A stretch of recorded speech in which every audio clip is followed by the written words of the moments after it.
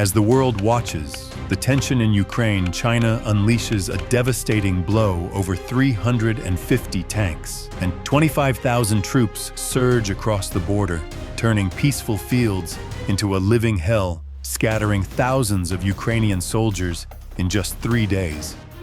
Russia cheers the victory, and Beijing is confident no one will dare intervene. But in less than a week, the US turns the tide. How could the battlefield shift so swiftly? Drop comment #1 and watch today's video as we uncover the full truth behind this historic confrontation, a story that could change how you view geopolitics forever.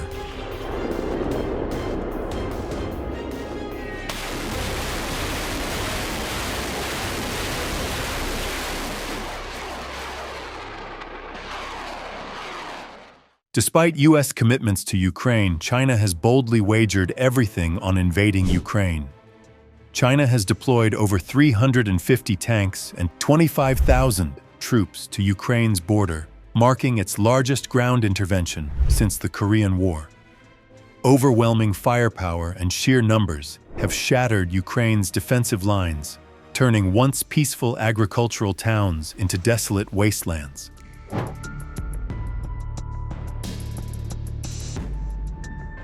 Ukrainian soldiers were overwhelmed.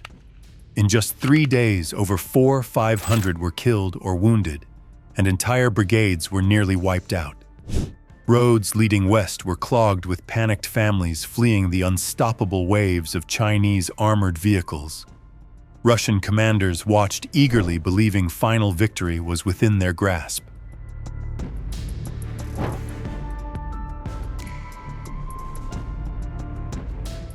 But then something unexpected happened, stunning Beijing and reminding the world why the US remains the ultimate guarantor of global security. In less than a week, American stealth fighters, advanced drones, and Abrams tanks turned the tide, bringing China and Russia to their knees. How did the US reverse the situation so swiftly? And what stark warnings does this victory send to other nations daring to challenge America's resolve?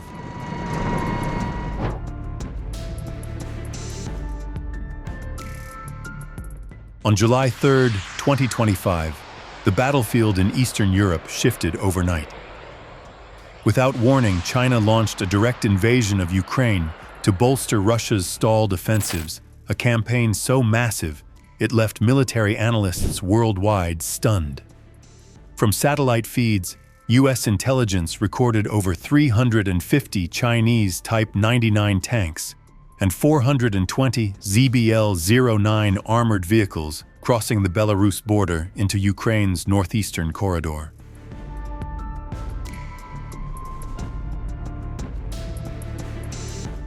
At least 25,000 Chinese infantry advanced in coordinated waves, supported by 48 PHL-191 long-range rocket systems, relentlessly bombarding Ukrainian positions. In the first 90 minutes, over 100 rockets pounded Kharkiv's eastern defensive lines, obliterating trenches and sending fireballs hundreds of meters into the sky.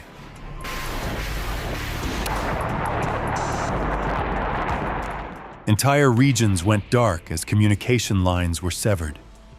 Ukrainian artillery units attempted to respond, but were targeted by dozens of CH-4 armed drones, which destroyed each gun position with precision. Footage from fleeing civilians captured the harrowing scenes.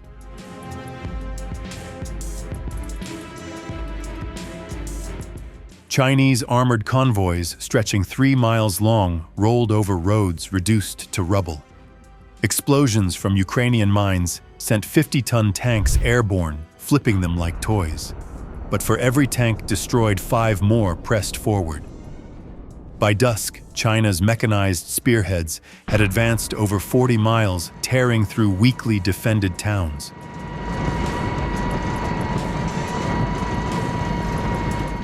Ukrainian radio intercepts captured desperate pleas.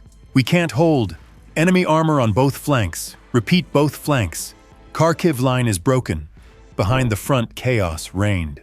Streams of Ukrainians fled eastward, clogging narrow roads, escaping west under the constant threat of cluster munitions. By dusk, drone footage revealed flattened residential areas, burning vehicles, and convoys temporarily scattered by rocket fire.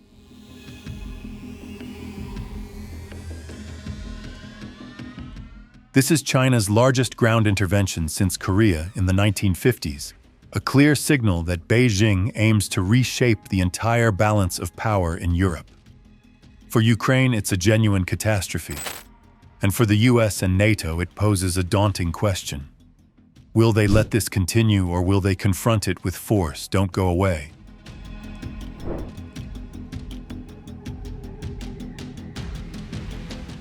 I'll show you the devastating toll Ukraine endured enough to cripple a smaller nation. In just 3 days, Ukraine paid a harrowing price as Chinese armored battalions surged across the border. Ukrainian defenses couldn't cope. The numbers are brutal: over 150 Ukrainian armored vehicles destroyed, from T-64 tanks to modernized BMP fighting vehicles.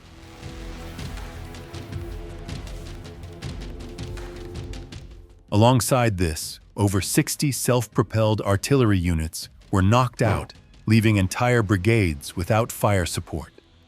Casualties mounted at an alarming rate. Field reports confirm at least 400-500 Ukrainian soldiers killed or wounded in the first 72 hours. Entire frontline battalions were wiped out by precise Chinese rocket strikes and drones, which targeted them with terrifying efficiency.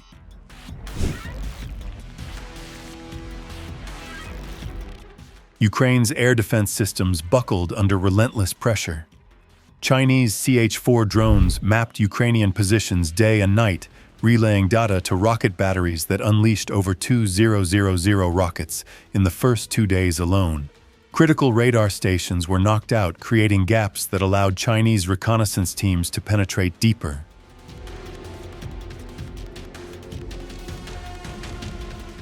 Supply lines collapsed rapidly. Ukrainian fuel convoys were repeatedly ambushed or destroyed by drone-guided artillery, forcing tank crews to abandon their vehicles. Ammunition reserves dwindled. Command centers lost contact with outlying units, some of which were overrun without firing a shot. Meanwhile, civilians fled eastward in waves.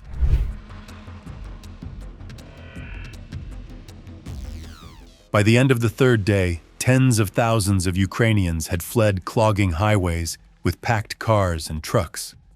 Local police struggled to maintain order as panicked families rushed west. Many left behind homes scarred by artillery and fire. Within 72 hours, Ukraine's eastern defensive line lay in ruins.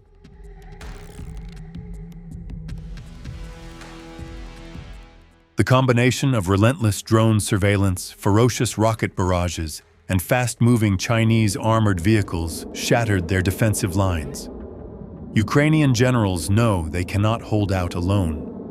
Without aid, soon China and Russia together will slice through the Dnipro River, and Ukraine could lose half its territory in weeks. Facing collapse in the east, the Ukrainian president made a decision he'd hoped to avoid. Late on July 6th, he placed a direct call to the White House pleading for immediate military aid. The message was clear: without U.S. help, Ukraine risks losing half its territory in a matter of weeks. In Washington, the urgency rippled through. That evening, the U.S. National Security Council convened an emergency high-level session.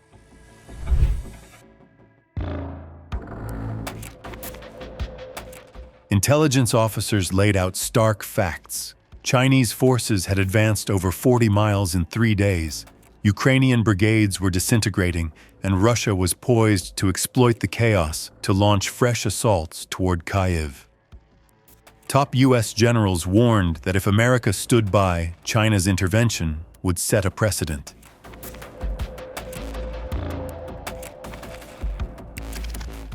Other adversaries could redraw borders by force, knowing that America might hesitate. The chairman of the Joint Chiefs of Staff made it clear this isn't just about Ukraine. The whole world is watching to see if we still hold the line. Within hours, the president approved the order for direct intervention. Unlike NATO's sluggish councils, this was a purely American decision. Do you agree with this decision? If yes, leave comment number 2. If no, leave number 5.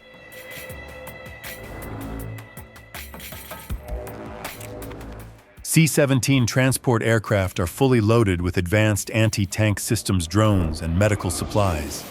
Tank crews and mechanized units are placed on high alert. F-35 and F-22 squadrons based in Europe are quietly mobilized to prepare for combat missions over Ukraine. The message is clear: the United States will not allow China to dictate Europe's future by force.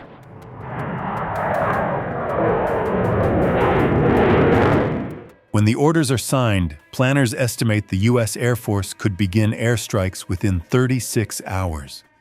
Ukraine will not stand alone, and Beijing is about to find out what happens when you provoke the world's most powerful military. This is China's direct challenge, a cold display of how little they fear American might.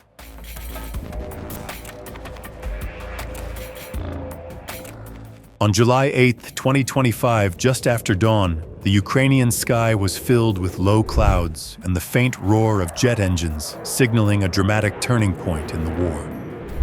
The United States had arrived, and it did not come cautiously.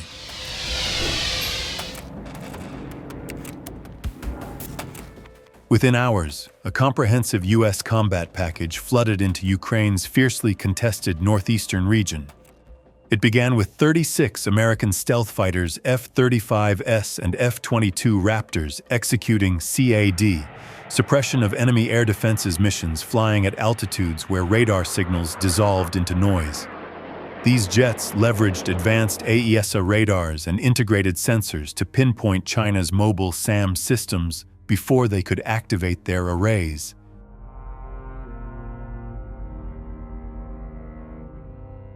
Within minutes, AGM-88 HARM missiles streaked through the sky, homing in on electronic signals and silencing radar stations with precise explosions. Behind them, Reaper drones glided through the gaps, hovering at 25,000 feet, scanning with infrared sensors. Their mission was straightforward: hunt Chinese artillery.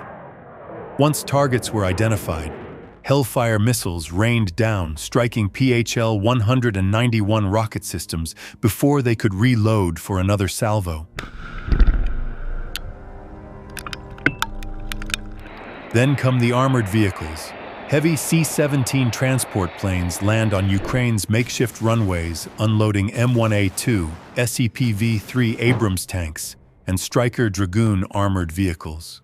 Unlike older tanks, the SEPV-3 is equipped with advanced thermal sights and digitized fire control systems, enabling strikes on multiple moving targets even in smoke or at night.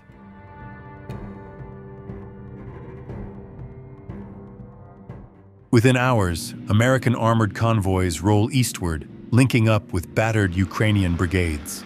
Alongside them, infantry teams unpack crates of Javelin and TOW anti-tank missiles. These shoulder-launched systems feature fire-and-forget guidance. Proven highly effective, the missiles climb high before plunging near vertically, striking the thinner armor on tank turrets with near-certain lethality.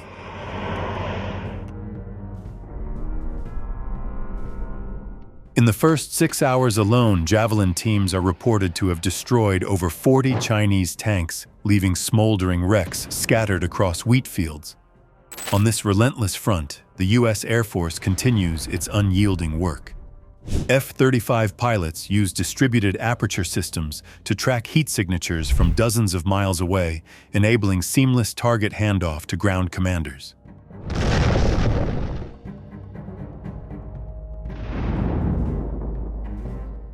Radio intercepts from Chinese battalion networks crackle with panic as units report attacks from an unseen enemy.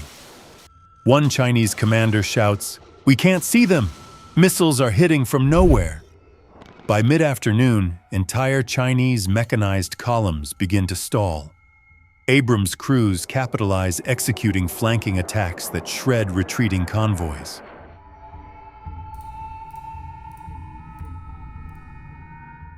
Reaper drones circle overhead, calmly targeting fleeing trucks with Hellfire missiles. In a 6-hour span, the joint US-Ukraine effort destroys roughly 180 Chinese armored and support vehicles, shattering the core of Beijing's intervention force. The technological edge is undeniable. Chinese forces, well-trained and even confident days earlier, are unprepared for the level of battlefield integration the US brings.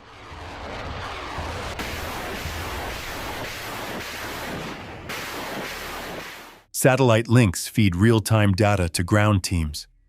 Tank commanders receive live drone footage on dashboard screens, while stealth jets hunt air defense systems never appearing on conventional radar. The result is systematic carnage.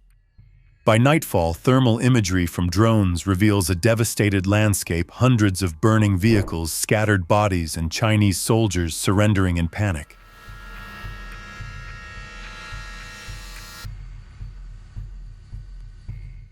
The road to Kharkiv, once under direct threat, now lies clear, littered with smoldering wreckage and the remnants of an overambitious gamble. For China, it's a lesson paid in steel and fire. For Ukraine, it's the first real breath of hope in a harrowing week. And for the US, it's unmistakable proof that even in this era, no rival can match their ability to dominate the battlefield at will.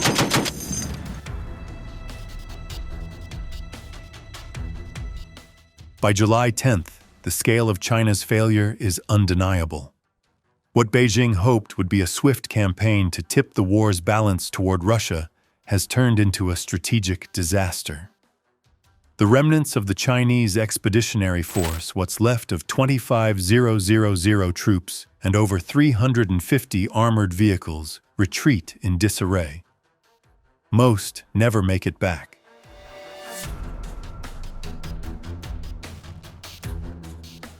Satellite imagery reveals burned-out convoys abandoned along roads into Belarus, littered with charred tanks, destroyed armored vehicles, and discarded equipment.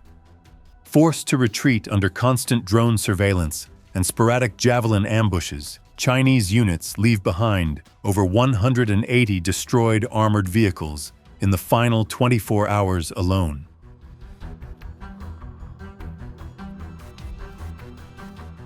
In Washington, the president addresses the nation with calm authority, declaring, "The United States does not seek conflict. But let it be clear, no force will redraw borders by violence while America stands watch." For China, this campaign is a costly lesson. For Russia, it's a stark reminder that even with powerful allies, challenging Western resolve can bring devastating consequences.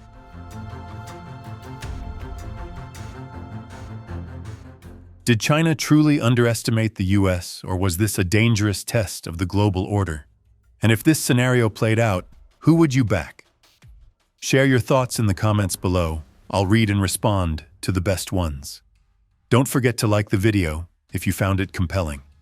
Subscribe to the channel for more sizzling geopolitical analysis, and hit the notification bell. Thanks for watching, and see you next time.